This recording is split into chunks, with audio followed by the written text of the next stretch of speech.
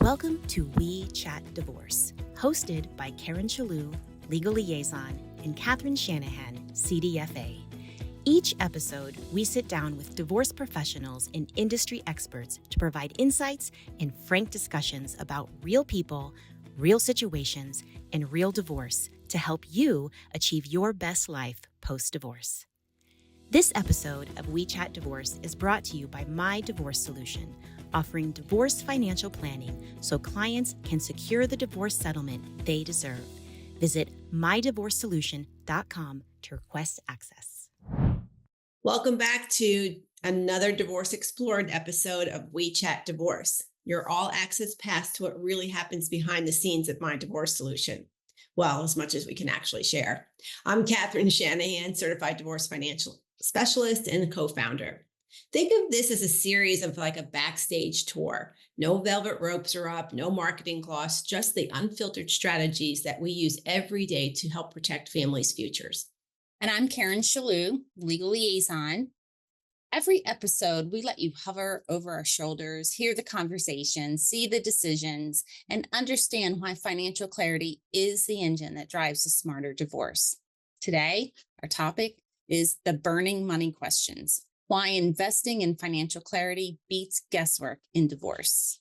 You know, today we had a conversation with a divorce coach that we value, Karen McMahon, and she really gave a great analogy about the process in general. And I want to share it because I think it was brilliant. She talked about, think of walking into the ocean, like, you're going for your divorce and there you are. And then what happens is you're not realizing the undertow, all the things that are happening when you're living in your emotional world and you're thinking everybody's handling everything for you. And then the undertow takes you and you look up, and you've probably done this on the beach. I know I have, when you're watching your kids and you see them drifting off to the left or to the right and you're like waving to them, come back, you're not within my eye view anymore. And that's what really does happen in divorce. So I'm really glad that she shared that analogy because it really did make sense. And I think it makes sense to the conversation that we're going to share today. I totally agree. So stick around. We'll show you why investing in financial clarity up front is the smartest money you'll ever spend on your divorce. Today, we're tackling the 5 hottest questions we hear on discovery calls. We call them assessment calls here at My Divorce Solution. Questions people ask before they decide to invest in the MDS method. So let's just start out. The first one we hear a lot is calling in. We're amicable. We've generally, sketched out a division scenario or what we think is fair and reasonable. Can you just give it a quick look and help us know maybe what we're missing? Yeah. Yeah, it doesn't really work like that. A quick look, sure. What's a quick look? I don't know. Everyone has a different definition of that. Because everyone loves those spreadsheets that they create. And although they can be somewhat accurate, they really don't cover what you're giving up, or they don't really cover the impact to that decision, or they don't cover talking through another scenario and really talking through what your goals are for your future. And that's where the conversation becomes difficult, because the person making the spreadsheet or the person that says, look, this is what we have, this is equal. Look at these two numbers. You're getting 500,000. I'm getting 500,000. But that doesn't really answer it. And that's where you meet people and they say, I wish I knew you 5 years ago, because it sounded fair. We were being amicable. We did trust each other, but it really didn't work out that way. You took an asset you didn't want to take, or you paid taxes where you didn't think you had to pay, but you did. So there's a lot of things to consider, even over a quick look. Yeah, I so agree. Let's look at this scenario where there's a home and there's land and there's pension, and the couple income disparity is about $75,000. And so the quick look was, well, he wants to keep his pension. I want to keep the home and I'll be okay. I don't want to ask for spousal support, and I'll pay for my children's college because it's important to me and not to him. But, do you think that's okay? So it's really not a quick look, because all of those underlying issues actually surface up, they come to the surface for discussion. And that's where it becomes challenging and hard because once you see it in black and white and how those kinds of discussions play forward, it's skewed and it's not as clear cut as what you may agree upon at the kitchen table in a space of just trying to get through this in the least contentious way possible. Yeah, well, let me just further that scenario that you just laid out. So let's just say that happens. He keeps his pension, she keeps the house, agrees to pay the kids' college. Well, that sounds wonderful. And you feel like you're being the good mom paying for this college. But let's just say 2 years goes by and you lose your job or you become ill and you're house poor, meaning you gave up your other assets to keep this house. And now you have a written agreement that you're going to pay for the education of your children, but you can't. So now you have to either sell your home, uproot your whole life because you didn't plan for what the impact could that mean on a negative day. You do have to think of what could negatively happen along with what positively could happen when you're making that decision. So even though it sounds right in the moment and it's easier in the moment, everybody wants easier, you could regret that decision very quickly if you're not considering some of the impact that could occur. So true. All right. Number two, what we hear, doesn't my attorney already do this? How do you differentiate yourself from attorneys? We hear that all the time because historically, when you're approaching divorce, you're going to go hire an attorney. And so, what people don't understand is a lot of the attorney's work is in preparing legal paperwork, certainly collecting documents. But what is the missing piece there is the clarity of those documents and what it means to you. Typically, people think, well, I'm going to hire an attorney and they're going to tell me what's best for me and they're going to advocate for me. And then I'm going to get divorced and everything's going to be good, right? That's what the moment you walk or the moment you retain an attorney, that's your hope. But it doesn't always go that way. It rarely goes that way.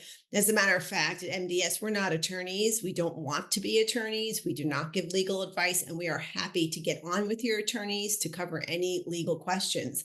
But the Mhm. attorneys are not trained in financial literacy, or I don't even know if that's the right word. They're just not trained in assessing all of your assets and debts. That's not their role, and it shouldn't be their role. Their role is to take what you do have and advocate for you legally. And yes, it is true. Do they align with certain CDFAs or certain financial planners or their forensic accountants? Do they have them all on board some way in case they need them to go to court and be a certified certified testimony for them? Yes, they do have those people, but that's not what we're talking about in our process because we get you prepared so that you ask your attorney really good questions based on your data, what's there, what's missing, what's not. Based on all of that, you could decide if you need a forensic to be your expert. You can decide if you need somebody else to be your expert. But if you don't get prepared beforehand, your attorney is just running on your emotion. So, yes, if you tell them you want something one day, they're going to go in that direction. And if 2 days later goes by, you change your mind because something else came up in your discussions with your spouse or lack of discussion with your spouse, then the attorney is going to flip that direction. Yeah. So they have no choice but to advocate for what you're asking them for. So you're better off getting prepared first, and then you'll know what type of an attorney you need. You'll know where the loopholes are, not loopholes, but you know where the missing data needs to be collected if we can't get it, or you just know better on how to move forward so that you're not, if we take that ocean analogy, just keep drifting off to the left or to the right without staying focused on where you're actually trying to get to go. Yeah, that's so true. That undertow of hiccups or texts that you get or events that happen that you don't necessarily know what to do. And so that's where your case starts shifting sideways versus moving forward because you don't understand the financial impact of those decisions. And there may be financial impact, there may not be financial impact, but not having the clear path forward, to your point, Catherine, all the attorney or mediator or anyone else can do is say, all right, well, today you want the house and tomorrow you want me to address an issue with the children. And the next day you think maybe some money was taken out of the IRA. And the next day, how do I pay for this specific expense? And that's your sideways shift because you're not in the clear. You're not in the know. Yeah. And then you're treading water and you feel like you're paying these bills to go absolutely nowhere. So many people come back to us and say, oh my God, I spent $25,000 to go nowhere. And it's because you really weren't prepared, is what I want to say. You let somebody else lead you based on all the unknowns instead of focusing on the knowns. Yeah. And you can know. You can know. So the third question that we get a lot is one, I still need a forensic accountant. And Yeah. people ask that question because when they hire an attorney or when they speak with an attorney and they have financial questions, typically the response is, I have a good forensic accountant that I work with. Why? Because attorneys don't do financial analysis, right? So immediately they pivot to tracing valuation, which is even different than you as a client having financial clarity about your options in a division scenario. So Yeah. interesting because, here's where one place I'll defend an attorney's reaction, which I know there's not many times I do that. But when you go to your attorney and you say, oh my gosh, my spouse is hiding money, he's opened accounts here, he has a girlfriend and he's been spending money from this account, and I don't know anything about that account. Quite honestly, the attorney's only response is, yeah, we'll have to get a forensic because they're not going to do any of that work. So they have to respond like that. But in most cases, you forget to ask, wait, how far back can we go to recover any of that money? Because if you're thinking 5, 10 years ago and you go hire a forensic, and then at the end of the day, your attorney comes back and says, well, wait, we can't really use that because it was 5 or 10 years ago. Or if you send a forensic on this chase, sometimes I see just glorified bookkeeping that comes back. It just kind of did bookkeeping that you probably could do on your own. We have exercises we give you to kind of start tracing your own information. So the forensic accountant, if it's needed, be prepared first because Karen, how many people don't even know the scope of the work that the forensic is doing? So you Well, say yeah. they get these reports back and I'm like, okay, let's look at the report. Okay, what are we doing with this information now? Well, it's not what I thought it was going to be. Well, yeah, because you never identified the scope. You never really understood what you were looking for because you were too emotionally charged and you weren't prepared. So do you need a forensic? Possibly, but probably not. It just depends on, your complexity of your estate. And the issue lies in the attorney wants to reserve a forensic if you go to trial, right? Forensics are experts at trial. That's the whole term forensic. And so if you hire a forensic, and many times I'll ask the client, okay, can you get me the scope of work so that we're preparing the documentation so that they can have a packet delivered to them so you're not reinventing the wheel when they actually do their work. So many times it comes back, well, they're going to do whatever the attorney asks them to do. So in the meantime, to your point, they're doing bookkeeping because the business information or the cryptocurrency information or whatever is credit card statements where there's tracing being done, whatever it may be, they're going over in segments to the forensic who's doing bookkeeping. And so if you already have that done and if you already have the scope ready and available for when the forensic may be needed, that saves you so much time because so many forensics are just doing the best they can until the issues have been solidified in the case. Yeah. And again, just make sure that whatever it is that you're going after can actually be legally recouped as in your settlement agreement. Because a lot of times, Karen, we just see that it can't. We always hear, well, that happened so long ago. Well, do you really want to go to court and, pay 100,000 to get 50,000 back? So why even go down that road if it's something that's not going to benefit you either way, other than you feeling like you're getting some kind of justice, like they're verifying or validating in your mind that you're thinking that your spouse is running off with money. And a lot of times, to your point, then, and I think that is exactly what we're saying, the attorney has no other response to you than, well, we can have that assessed. And Mhm. so the financial impact to the eventual settlement negotiation is probably very minimal. All right. So the next one we hear a lot is, well, our marital estate is fairly simple, it's straightforward. We have these assets and there doesn't seem to be complexity to them. But how many times, Catherine, have we, once we receive the information, there's thousands and tens of thousands and sometimes $100,000 that's sitting right there in the open that's never been identified via the legal process for a variety of reasons. Well, you say we're amicable. I believe our spouse, and here's the Mhm. spreadsheet again, and this is everything that's on here. Or Okay, so if you're agreeing to go off of that information, everybody's going to agree to go off that information. So Hmm. just be careful because you could be leaving thousands of dollars on the table by making a bad mistake because you weren't financially clear. Yeah. So although it seems simple, you're only going to get to do this once. Once you sign that dotted line, it's over, so why not take the extra time, spend a few $1,000s to maybe save a few $1,000s more, because we see it happening over and over and over again. And All it even happens as little as doing your lifestyle analysis. You oh no, I don't need support, blah, blah, blah, blah, blah. And then all of a sudden hidden kids expenses come up. But wait a minute, I need to have this covered. I didn't think of that. Or I didn't think of the loan that was on the 401k. Nobody ever told me. They just said the value of the 401k is this, but a loan was never verified. Like there's so many little hidden complexities that are in every divorce case. I totally agree. And I'm going to have two little case studies here or case situations.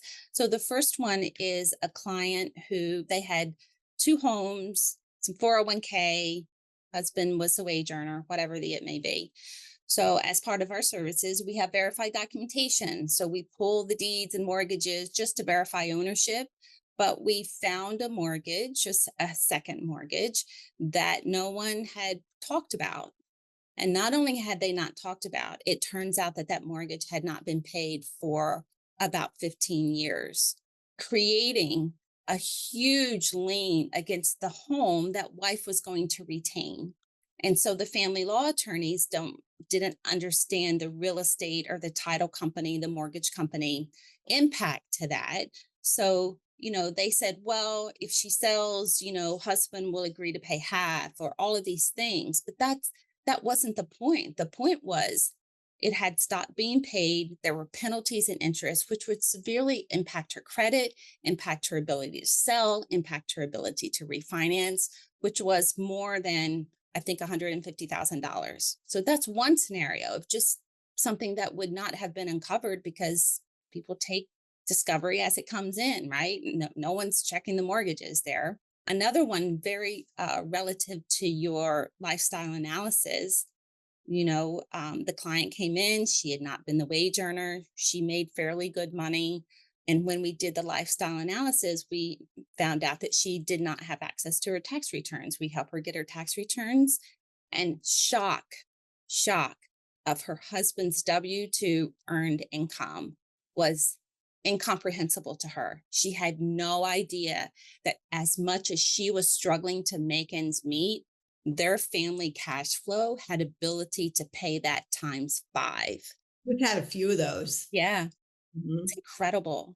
Well, I was on an assessment call the other day, actually. Somebody incidentally who thought, they're not complex at all.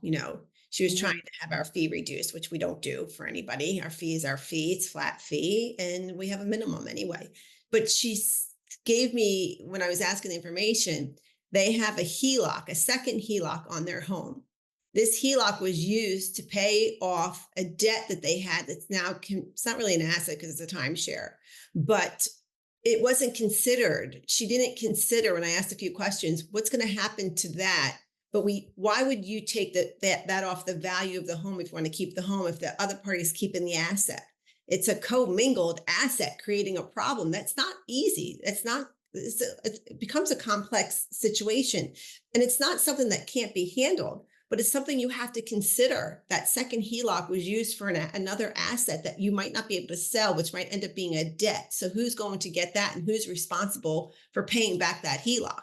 So Right. it's just, again, another little thing that we talk through with every asset and every debt to make sure that whenever needs to be considered or brought up to your attorney. That's something that now we lay out the situation, and now legally you go to your attorney and say, how would we handle this? Right. So otherwise, your attorney's not going to know. They're just going to see your HELOCs. They're going to take it off the value. They're not going to know to go through that unless it's pointed out to them. That's not their concern. So Right. again, it's just another one of hundreds of scenarios we can give you. Absolutely. And I'm going to tell just one more because this Oh is my a gosh. really recent one. They had two pieces of property and other accounts and assets, retirement accounts and so forth. But the person calling in believed that when it came to real estate, they split the real estate. So she was believing that she had to get a loan to buy out her spouse, just in the lens of the real estate, not even, taking into consideration all of their other assets that could have been offsets for that. So, you don't know what you don't know. And there's a lot of creative ways that you can settle to meet your goals and also to have a very equitable settlement. Mm-hmm. Yeah. Oh gosh, there's another one. Someone spending their inheritance, to live because they haven't asked for support yet. And spouse makes 3 times the amount she makes, but she's just thinking, oh, I have my inheritance. I'll spend that. No, no, no, no, no. Let's get Yeah. clear on this and then move forward. Okay, we could do this We forever. could go forever. I know. Yes, But for sure. let's just say one more, and they say, well, their attorney, a lot of people ask, well, will my attorney work with you? Well, if they don't, that's on them. They are working for you. And so most attorneys, 90% of the attorneys, of course, are working with us.